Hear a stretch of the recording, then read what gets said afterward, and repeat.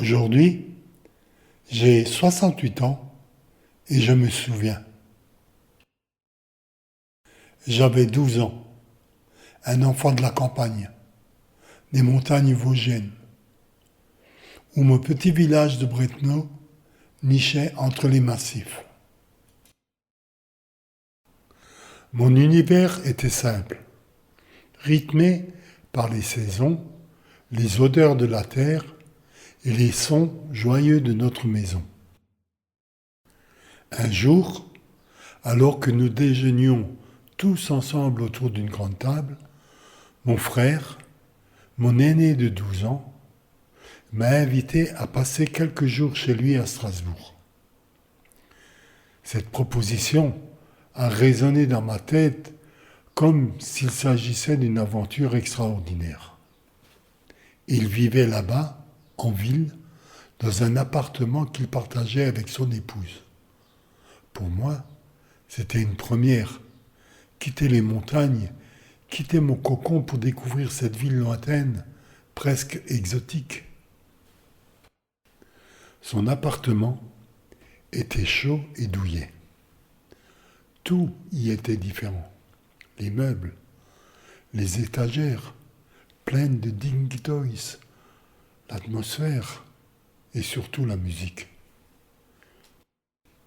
Il écoutait de la musique classique, de la grande musique. Un orchestre tout entier semblait se trouver dans son salon. Tous les instruments étaient là. Chez nous, à la maison, la musique se résumait à quelques airs entendus ici et là. Nous avions un simple tourne-disque placé en hauteur sur une étagère dans l'angle de la salle à manger. Inaccessible aux enfants. Seuls les grands y avaient droit. Sur ce vieux phonographe, on faisait tourner les disques d'Yvette Horner, d'André Verschuren et d'autres encore. Tous plus rayés les uns que les autres. À cette époque, nous n'avions pas de télévision.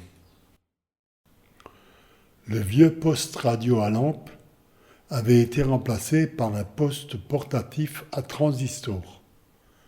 Un petit miracle technologique en 1968.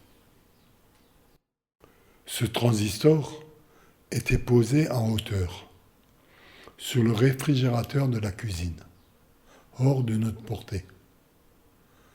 Parfois, nous étions plusieurs enfants réunis autour de la table, le poste posé au centre, à écouter les histoires racontées par Claude Villiers ou d'autres voix de l'époque.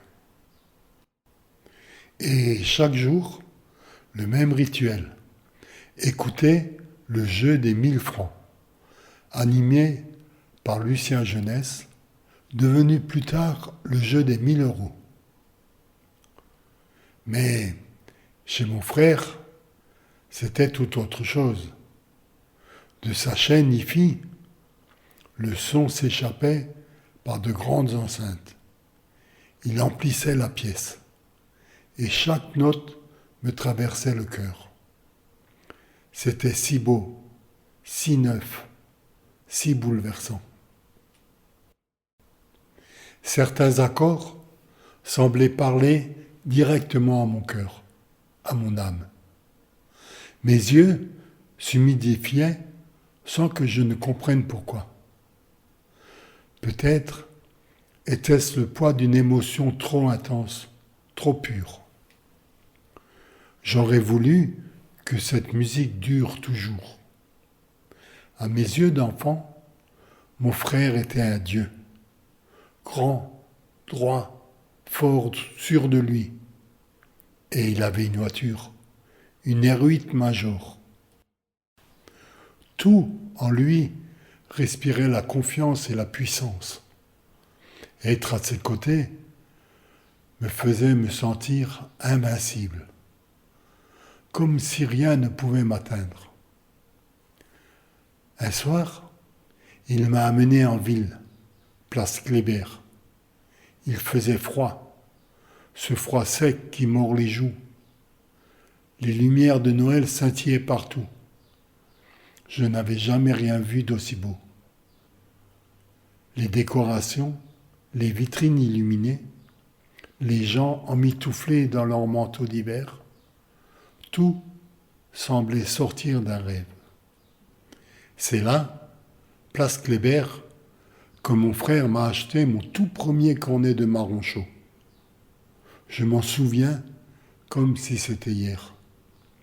La chaleur des marrons dans mes mains gelées et leur parfum sucré, un peu terreux, qui montait dans l'air. Chaque bouchée était un délice. Chaque instant passé avec lui me remplissait d'une joie pure. Mais ce n'était pas tout. Le clou de la soirée, ce fut le cinéma. Mon frère m'a amené voir le livre de la jungle qui venait de sortir. Un film de Noël 1968. Pour un enfant comme moi, qui n'avait jamais vu de grand écran, jamais connu de fauteuil aussi moelleux, c'était une expérience inoubliable. La salle obscure, la descente vers nos sièges, la musique douce, le mur capitonné, la lumière qui s'éteint et les images animées qui prennent vie. Les chansons, les voix, la magie, tout m'envoûtait. Encore aujourd'hui, lorsque je revois ce film avec mes petits-enfants, un flot de souvenirs m'envahit. Je sens ce moment unique monter en moi, ce bonheur d'enfant. Et je dois souvent lutter pour retenir mes larmes. C'était une période lumineuse, un souvenir gravé dans mon cœur. Mais cette lumière porte aussi une ombre. Mon frère, le Dieu de mon enfance, a disparu de ma vie depuis 20 ans. 20 années sans un mot, sans un geste, sans un regard. Je remonte sans cesse le fil des souvenirs, comme on remonte une rivière à contre-courant, le cœur serré. Son absence est une plaie muette qui saigne en silence. La nuit, elle m'arrache au sommeil, me laisse seul face à ce vide immense. Et pourtant, ce souvenir de décembre 1968 me revient, lumineux, presque intact. Il est à moi, je m'y accroche. Nous avons été proches, très proches. Nous avons partagé des moments d'innocence et d'éclat, des serments muets, des élans d'amour. Aujourd'hui, il n'est plus là, mais il vit en moi, dans cette mémoire que rien ne peut éteindre.